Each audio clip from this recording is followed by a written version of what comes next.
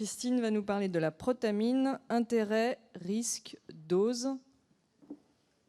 Et après, nous aurons un certain nombre de minutes pour que vous puissiez poser toutes vos questions. Bonjour, donc Christine Mouton, donc moi je suis biologiste à Bordeaux, à l'hôpital cardiologique, et donc c'est un hôpital où on a la chirurgie cardiaque, et donc du coup je travaille pas mal avec les anesthésistes de chirurgie cardiaque du professeur Ouattara, et je vais vous parler de la protamine. Alors avant, je vais juste vous dire qu'il y a beaucoup de protamines différentes. C'est un groupe de petites peptides cationiques qui sont donc très fortement basiques, puisqu'ils contiennent beaucoup d'arginine, 70%. Et ce sont des polypeptides qui sont présents dans les spermatides d'animaux et de plantes dont ils sont issus. En dehors de la chirurgie cardiaque dont on va parler, ça, c'est quelque chose que vous connaissez puisque c'est utilisé pour les insulines retardées, mais aussi dans des vaccins. Et aussi comme maintenant cible pour des nano-médicaments. Et quand vous tapez sur PubMed protamine, vous sortez énormément de publications sur l'infertilité masculine, puisqu'en fait les protamines, elles sont dans les cellules germinales, et en fait elles assurent, après la méiose, comme une espèce de contour autour de l'ADN qui est fortement sulfaté, et elle le protège en fait de la dénaturation.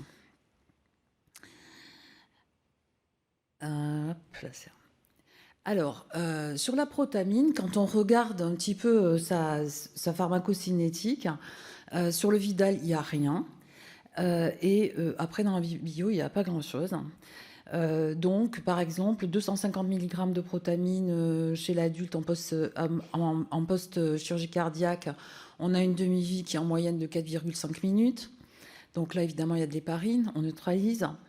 Quand on met de la protamine sans héparine, on a des demi-vies de 10 minutes. Et quelle est la demi-vie des complexes? Une fois que la protamine est liée à l'héparine, donc je ne l'ai pas dit, mais par une question de charge, c'est comme pour l'ADN. Protamine est basique et l'héparine est un glycosaminoglycane très sulfaté. C'est 7 minutes 4. Qu'est-ce qu'elle devient au niveau du métabolisme? Alors, chez l'animal, il y a une rétention tissulaire quand on ne met pas d'héparine. Chez l'homme, on ne sait pas. Et c'est éliminé par phagocytose, par le système réticulo-endothélial du foie, avec une excrétion urinaire assez faible. Chez l'homme, c'est des travaux qui datent de 1974, et c'est probablement éliminé effectivement par le système réticulo-endothélial, comme pour l'héparine en fait, et probablement ce SRE du foie. Alors, où exactement, on ne sait pas. Donc on se dit, voilà, la protamine, elle a une demi-vie qui est quand même très courte, parce que même sans héparine, 10 minutes, c'est pas beaucoup. Donc on peut se dire, est-ce que cette demi-vie, ça permet, par exemple, de se dire, on va avoir des rebonds d'héparine parce que la demi-vie est courte. Alors, qu'est-ce que c'est le rebond? Le rebond, il n'y a pas de définition, en fait, c'est juste détecter de l'héparine dans le sang après la protamine, mais on ne sait pas à quel taux, on ne sait pas par quel moyen biologique, et on ne sait pas quel impact clinique.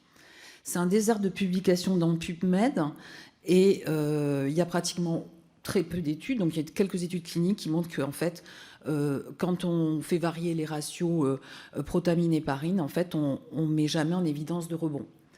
Donc moi, je vais vous dire à la fin, j'y crois pas. Bon, alors peut-être que ça peut être parce que vous avez restitué le cell saver, c'est-à-dire que vous avez fait toute votre dose de protamine et à la fin vous restituez le cell saver, et peut-être qu'il y a un peu d'héparine dans le cell saver. Donc ça, est-ce qu'il faut fractionner les doses? Bon, moi je suis pas anesthésiste réanimateur, si vous me le direz. Peut-être de garder une petite dose une fois qu'on a remis le cell saver. Dans la pharmacodynamie de la formation des complexes, c'est une étude de 2011 qui était très intéressante. C'était pour essayer de nous proposer un test, mais malheureusement, ça n'a pas vu le jour. N'empêche qu'ils ont fait un très beau travail. Et on voit que in vitro, quand on met de la protamine annexée à du sang total hépariné, On a une augmentation de la turbidimétrie et un reflet de la formation de nanoparticules entre la protamine et l'héparine, avec donc une intensité ici, quand on additionne la protamine, de 5 minutes jusqu'à ce qu'il y ait une stabilité des complexes. Et ensuite, il y a une stabilité. Donc ici, c'est 20 minutes, mais après, dans la publication, c'est presque plusieurs heures de stabilité. C'est in vitro, hein, bien sûr. Et donc ici, vous voyez que là, c'est des concentrations croissantes en fait de doses d'héparine qui sont neutralisées par des concentrations croissantes de doses de protamine. Et quand plus la dose est importante, plus on a des vitesses de cinétique de réaction qui sont importantes et pratiquement d'ordre 1 ici. Donc, on peut en conclure que la vitesse de réaction est très rapide, que la formation de complexes dans le sang est robuste, même dans un environnement protéique complexe, puisque là, c'était quand même du sang total et du plasma, où vous aviez de l'albumine, des solutions salines, et qu'il n'y a pas une dissociation de ces complexes. Alors, ça a permis d'essayer de mettre un modèle cinétique de formation des complexes, héparine-protamine, de relation à des charges ioniques et de liaison. Donc en fait, vous avez l'héparine qui est liée en antithrombine, vous avez l'héparine qui est liée à des protéines, et vous avez de l'héparine qui peut être liée à l'albumine, pour des questions de concentration d'albumine par rapport aux autres concentrations des protéines. Et il y a un effet on-off quand on rajoute la protamine. Les liaisons aux protéines, elles sont non spécifiques et elles ont un taux donc de débinding, je ne sais pas comment on dit, enfin de se délier. Pareil pour l'albumine et pareil pour l'antithrombine. Ce qui fait qu'en fait, vous allez très rapidement former des complexes très stables et supprimer en fait toutes les parines qui étaient liées partout, soit de façon spécifique, soit de façon non spécifique. La stabilité de liaison, par contre, entre l'héparine et la protéine, elle est dépendante du degré de sulfatation de l'héparine et de la taille et de l'emplacement des charges ioniques. Et là, ça va faire quelque chose qui va faire un changement conformationnel, un peu comme quand l'héparine se lie au PF4 et pourrait être un potentiel immunogène. Donc, quand vous mettez la protamine, vous restaurez toute l'hémostase et toute l'héparine est complexée à la protamine. Donc ça, c'est un très joli article, je ne sais plus ce que vous l'avez lu, sur le BJA en 2018, qui faisait une revue franchement impressionnante de publications. Donc, il vous expliquait l'effet de la neutralisation avec l'antithrombine et la libération d'antithrombine et donc l'effet hémostatique. Il vous expliquait aussi qu'il y avait un effet paradoxal. J'aime pas trop dire anticoagulant, parce que bon, anticoagulant, c'est quand même particulier, qui est dose dépendant, mais on pourrait dire par exemple que ça réduit un petit peu la génération de thrombine parce que ça inhiberait l'activation du 5. On pourrait dire qu'il y a un effet plaquette. J'ai pas trop cherché, c'est beaucoup de publications et de travail, donc j'avoue que j'ai pas trop cherché sur les plaquettes. Par contre, j'ai regardé sur le caillot.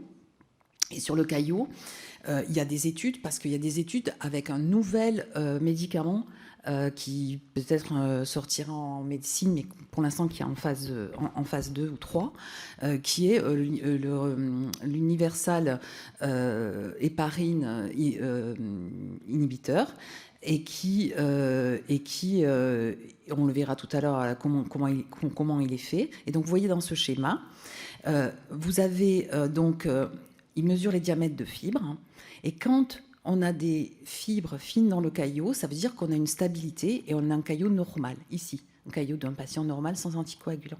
Plus les fibres sont épaisses, plus en fait elles sont sensibles à la lyse précoce, et donc vous voyez que quand on met de la protamine, en fait, à des concentrations différentes, 50, 100, et bien en fait les fibres elles sont beaucoup plus grosses, et que ici l'antidote universel toucherait moins ce diamètre de fibres.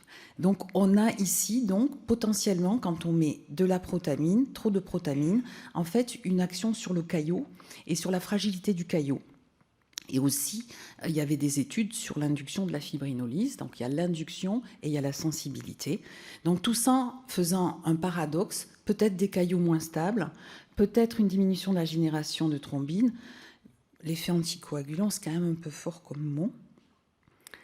Voilà, et quand on reprend toujours cette même étude, que là, en fait, ils utilisent une sorte de test qui est comme un thromboélastogramme, mais c'est pas tout à fait pareil, ils font différemment, mais ils mesurent des CT, des temps de coagulation, et donc on voit que quand on met de l'héparine à des concentrations suprathérapeutiques, là, de sang, on a en fait ici, alors là c'est le taux de coagulation, c'est pas le CT, mais des CT qui s'allongent et des vitesses de coagulation qui diminuent. Donc il y a vraiment un effet sur ça.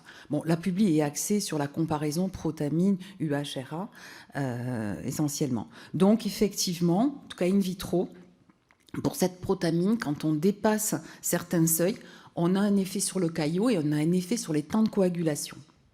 Et ça corroborait les études cliniques. Donc, des études, il y en a beaucoup. Moi, j'ai pris une récente, celle de Mester, en 2016, où en fait, ils montrent bien que 2 doses de protamine, alors ils prennent un ratio à 0,8:1 et un ratio à 1,3:1. Alors, c'est sûr, c'est un peu critiquable parce que 1,3:1, c'est un peu beaucoup. Les critères, c'est les pertes sanguines, il y a un démonitorage. Et dans le groupe, en fait, de forte dose, ici, on a en fait ici des ACT, bon, qui sont toujours similaires, mais je suis d'accord avec tout le monde sur l'ACT, c'est pas un bon test en post-op. Et du coup, ici, vous avez des intems qui s'allongent. Et qui peuvent être prolongés. Voilà. Une génération de thrombine qui est moins impactée dans le groupe ratio 0,8:1. Une augmentation, par contre, du saignement, c'est pas significatif, une augmentation d'une tendance dans le groupe forte dose. Et pareil pour le besoin transfusionnel. Et aucun rebond d'héparine dans le groupe 0,8. Alors, si on prend des ratios qui sont quand même plus fréquemment utilisés en pratique, c'est-à-dire comparer 0,6 par exemple à 0,8 en post-op de chirurgie cardiaque, cette étude qui est assez récente vous montre que vous réduisez en tout cas de 36% les besoins transfusionnels entre les deux groupes. Et donc, vous avez aussi donc moins de transfusions et moins de besoins transfusionnels. Alors, du coup, dose de protamine, protamine ratio, monitorage. Alors, il y a 3 solutions. Soit on fait, c'est de l'empirique, c'est facile. Sur des grosses équipes, vous dites, bon, je fais en pourcentage de la dose initiale, donc pourcentage de la dose initiale du bolus, ça c'est le plus fréquent. X% de la dose totale, je fais 60, je fais 80. Bon, ça va encore. Pourcentage de la dose totale, donc là c'est sûr ça va pas. Là c'est sûr vous êtes en surdosage, hein. C'est logique, hein. L'héparine ça a une demi-vie. À 400 unités kilo, la demi-vie elle est entre 120 et 150 minutes. Hein. Donc forcément vous perdez la moitié. Plus quand même qu'il y aura une consommation par la CEC. Soit vous utilisez des point of care. Pour les point of care vous n'avez que le choix avec l'HMS pour la titration la protamine. Soit vous utilisez des modèles mathématiques. Alors ça, il y en a plein. Dans la revue BJA, ils vous les détaillent tous. Il y en a un qui a été fait par l'équipe de Miss Metty de Saint-Étienne. Ils sont quand même assez compliqués. Moi, je ne les ai pas vraiment compris, mais bon, voilà, c'est très pharmacocinétique ou mathématique. Donc, je cite juste les dernières publications. Dans l'étude ProDose 2001, quand on utilise un modèle mathématique, il y a 36,6% de moins de protéines comparé au groupe contrôle. Le monitorage, lui, pourrait se faire, c'est décrit par l'ACT, les tests visco-élastométriques et les tests de laboratoire, TCA, temps de thrombine, activité anti-DISA. Alors, l'EPCON HMS, bon, en tout cas, c'est sûr que pour la titration à la protamine, c'est probablement la seule chose que moi je trouve intéressante dans ce test. C'est une mesure de l'héparinémie sur son total.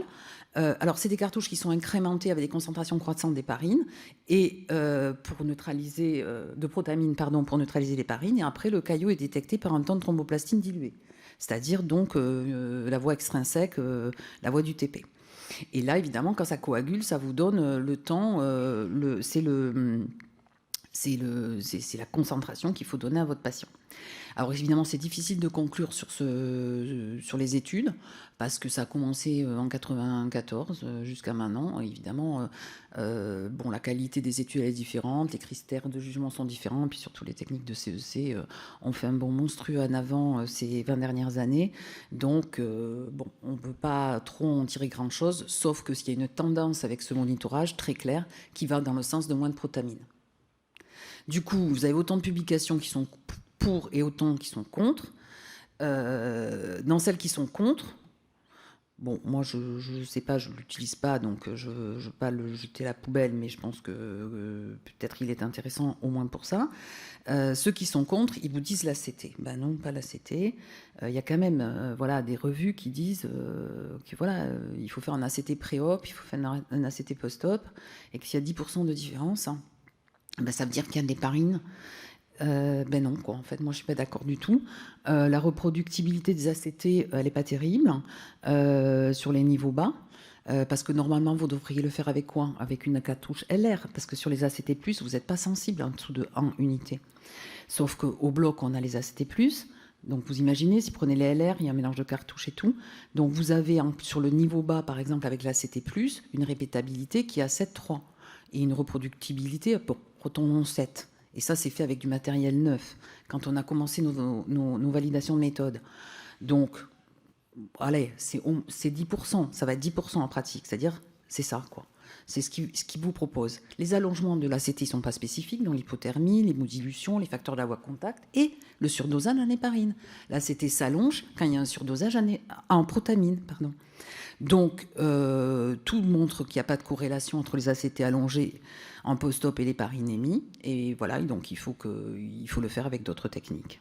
Alors, après, il y a des ACT identiques, quels que soient les ratios. Après, si c'est juste, il y a un patient qui saigne, vous n'avez pas les résultats du labo, et vous faites un ACT, et il est significativement allongé, bon, ça, d'accord, quoi. Supérieur à 180, 200, il n'y a que l'héparine qui peut allonger un ACT comme ça, quoi. Donc ça veut dire que c'est pas passé dans la voie veineuse centrale. Vous n'avez pas protaminé le patient, il y a eu un gag, quoi.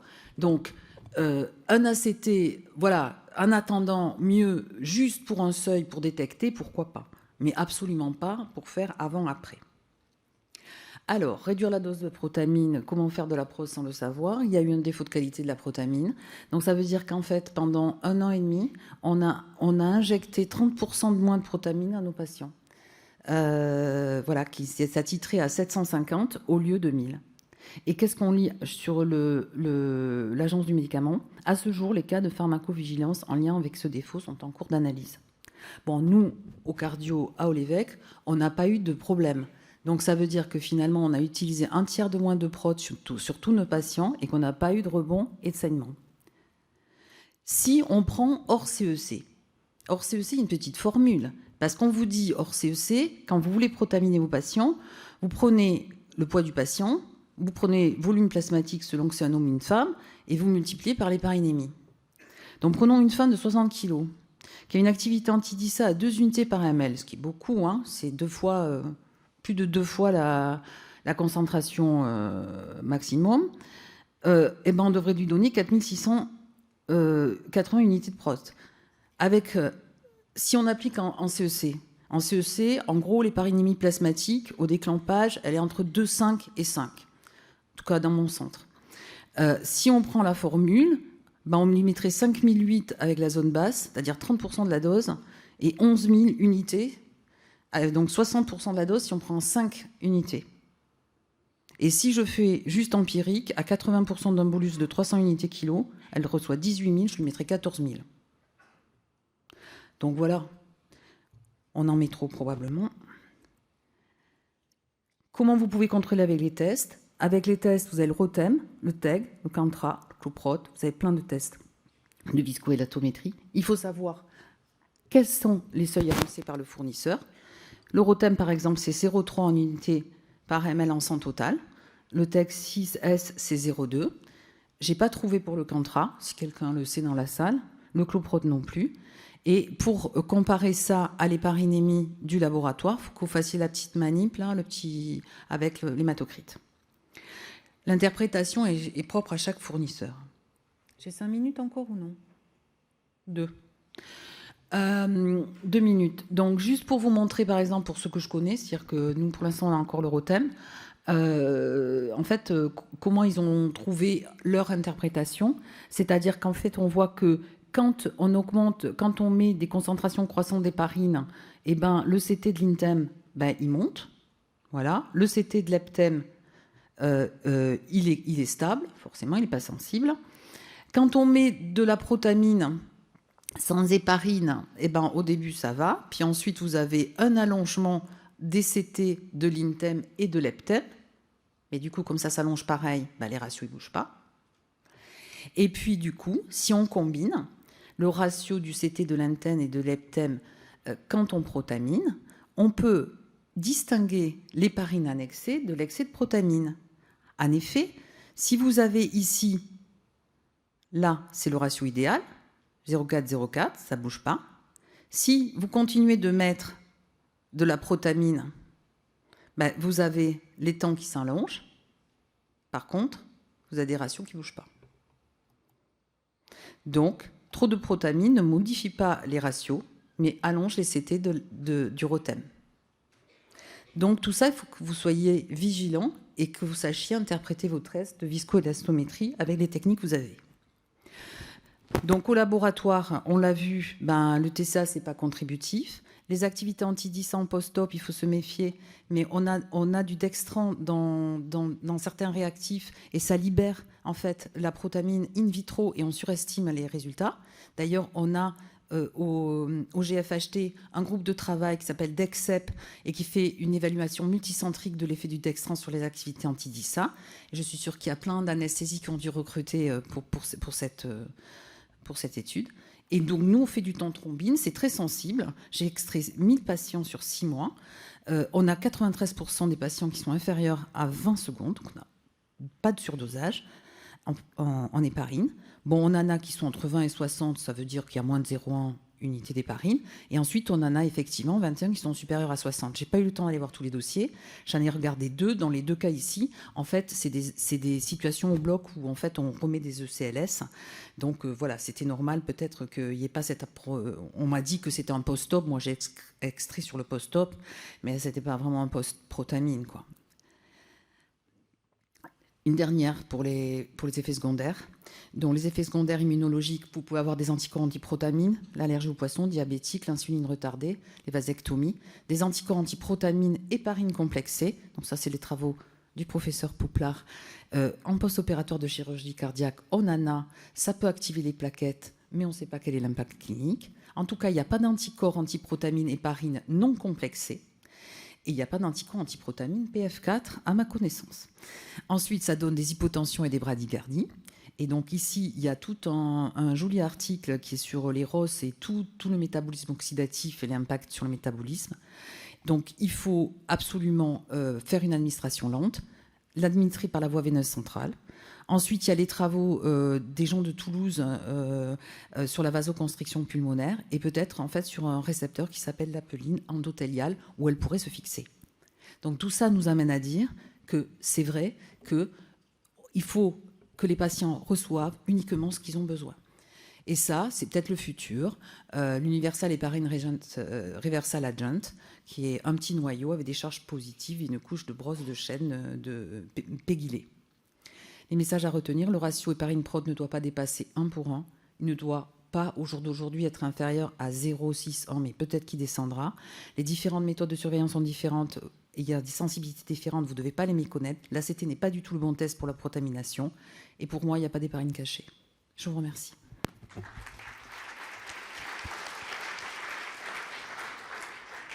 Merci Christine. Je propose à Julien et Charles de remonter. On va attaquer la session des questions. On a la lumière dans l'œil, donc on ne voit rien. J'imagine que vous avez des questions.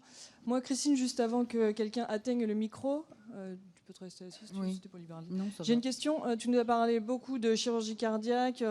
Moi, j'avais proposé ce topo parce que régulièrement, je me dis, mince, mon patient, il a un traitement par HBPM en 2 injections à dose curative pour une embolie pulmonaire. Et il faut que je le pousse rapidement au bloc opératoire. Il a reçu son injection d'HBPM 8000 unités il y a 2 heures. Est-ce que ça a un intérêt de faire de la protamine juste avant d'aller au bloc? Est-ce que ça a du sens? Est-ce que c'est efficace sur les HBPM? Est-ce que ça va réduire mon risque hémorragique? Ou bien, à l'inverse, comme tu nous l'as dit, comme ça a des effets sur la fibrinolyse, la génération de thrombines et les plaquettes, ça va plutôt aggraver la situation?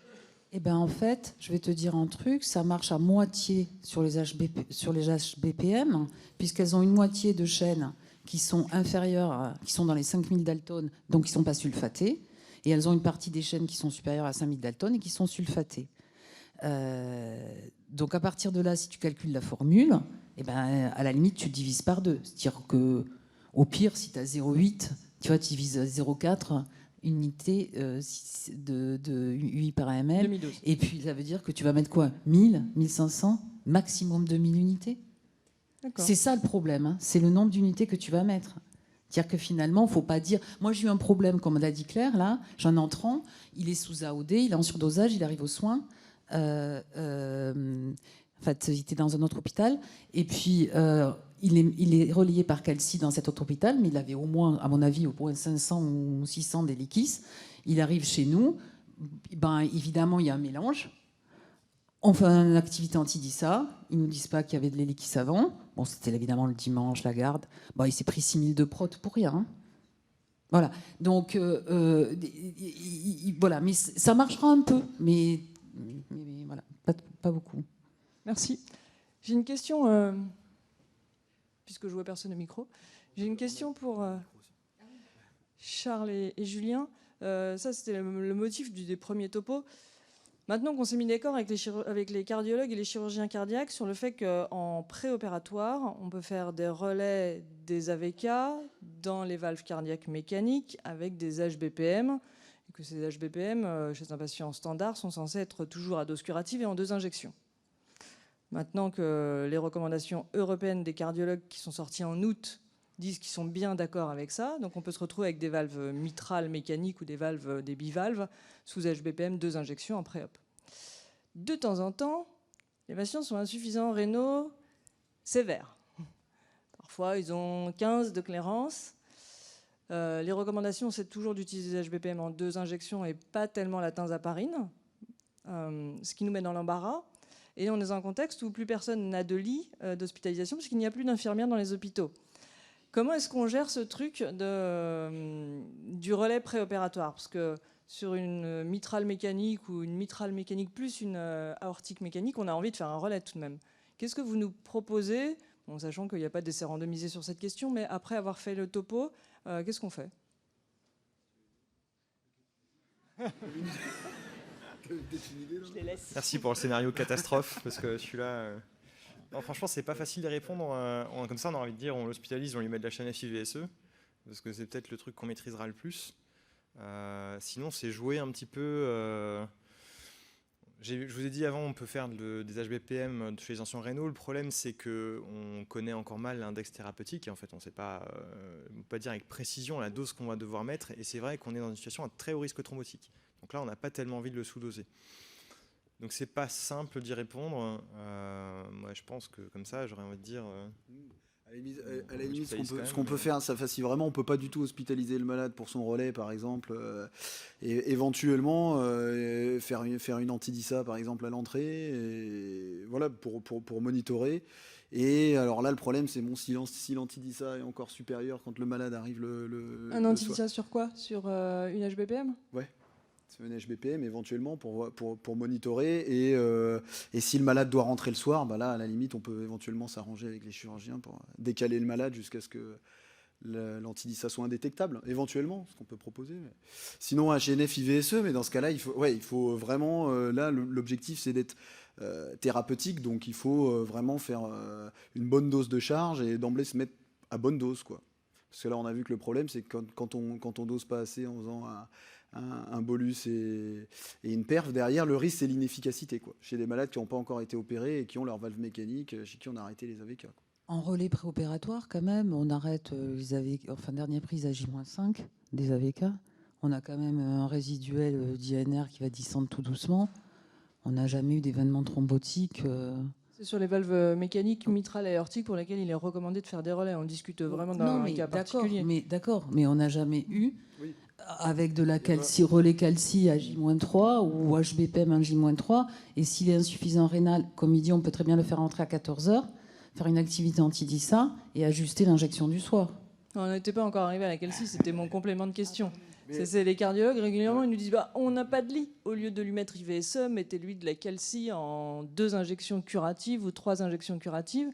Nous, on avait gardé dans l'idée, et je dirais que les topos me conforteraient dans ce sens-là, que la calcie curative sur des patients au risque thrombotique, ce ne serait pas mon premier choix, mais vous ne l'avez pas encore évoqué comme option alternative à la seringue électrique dans un lit. Bah, le problème, c'est qu'on fait quoi? Il est à la maison, on lui prescrit le dosage quand? On va commencer qu'une dose, on sait qu'on ne va pas être dans la cible. Donc on va lui prescrire qui va adapter à quel moment. Et surtout, on a bien vu le temps qu'on arrive dans la zone thérapeutique, on sera déjà après la chirurgie. Donc en fait, la calcie, en théorie, ça a l'air chouette, mais si on veut l'adapter pour être curatif, je ne vois pas comment on y arrivera. Ou alors à s'y prendre une semaine en avance, quoi. Ouais, donc la calcie pour les valves mécaniques, c'est plutôt pire que rien, quoi. Ouais. Donc ce ne sera pas la bonne option.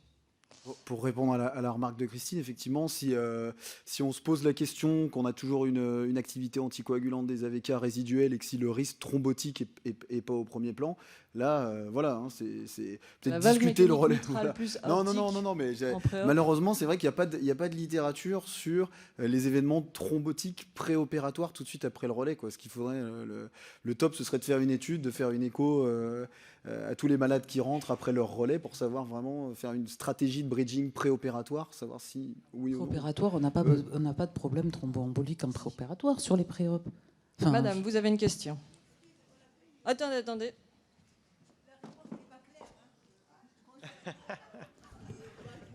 Alors, nous allons donc reformuler, puisque c'était le point de départ. C'est pas clair. Donc nous avons nos 2 valves mécaniques en préopératoire d'une chirurgie à risque hémorragique qui était sous AVK.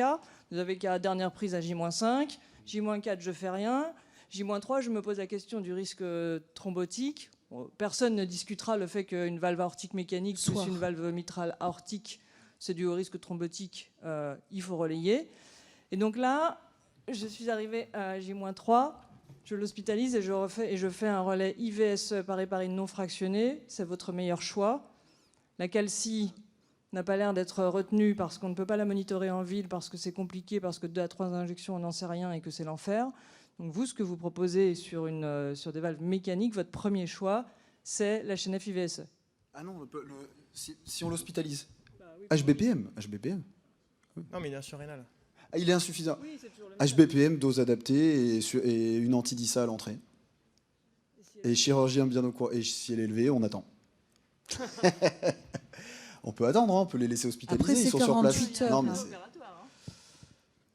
c'est 48 heures. Le problème des HBPM, c'est que vous avez 2 HBPM qui sont très différentes. Vous avez l'esoxaparine, qui est pratiquement qu'une anti-DISA, et vous avez l'INOEP, qui est à la fois anti-DISA et anti-2. Donc l'INOEP, ça se rapproche de la calcie. Et tu vas faire de l'INOEP sur les valves... Non, je ne mets pas d'INOEP sur les valves mécaniques. Ça, c'est un message. Je ne mets jamais d'INOEP sur un... Non, il ne faut surtout pas faire ça. Déjà qu'au long cours, avec les HBPM en 48 heures, tirez le droit à l'injection à J-3, 2 injections à J-2, une injection en J-1, et après, potentiellement, l'injection de J-1 le soir, avant le J0, que tu peux adapter. Donc, pas l'injection du soir. Jamais d'injection du soir. Il faut voir ce qu'il y a. Voilà. Dans les schémas, la veille au soir, on ne fait pas. Voilà. Donc, du coup, comment tu peux arriver à avoir un surdosage avec 4 injections d'HBPM c'est rien. Les accumulations, c'est la durée de traitement avec le Lovenox. Et donc, on vérifie avec l'activité anti-DISA. Voilà. Et donc, quand vous faites ça... Et la demi-vie, elle est de 6 à 8 heures. Ça va très vite, quand même. À la même dose ou à la dose adaptée, puisqu'on est donc à 15 de clairance. Qu'est-ce que vous en parlez pour que l'insuffisant rénal, c'est quoi? C'est quelqu'un qui a 15 de clairance? Oui, là, la question, c'était 15 de clairance dans le schéma, dans l'idée qui était... On a bien fait de faire cette session parce que même à la fin, c'est pas clair. Donc, on a une insuffisance rénale d'un patient qui a 15 de clairance, qui a 2 valves mécaniques et qui est en préopératoire d'une chirurgie à risque hémorragique. Oui, on dirait que c'est un mouton à 5 pattes, mais les hôpitaux en sont pleins. Donc le point sur lequel vous étiez d'accord, c'est arrêt des AVK avec une dernière prise à J-5, J-4 on fait rien, on en était à J-3. Julien, tu as proposé une HBPM, à commencer le soir de J-3, à dose adaptée. Donc notre patient, il fait 80 kg et il a 15 de clairance, tu lui fais... Faut voir, je crois, c'est du 0,3. Mais si, tu l'as dit tout 0,3 à fois la l'heure. dose, donc ça doit faire... Voilà, ça doit faire C'est marqué dans le Vidal, là. Voilà, oui, ça doit faire du 0,3 fois la 2000. dose. Voilà, c'est ça. Et tu lui fais une activité anti-DISA l'entrée. à l'entrée à l'hôpital, donc à 14 15h. heures, on Ok. attend ce- Très bien. Son message, le message de Julien, il est clair.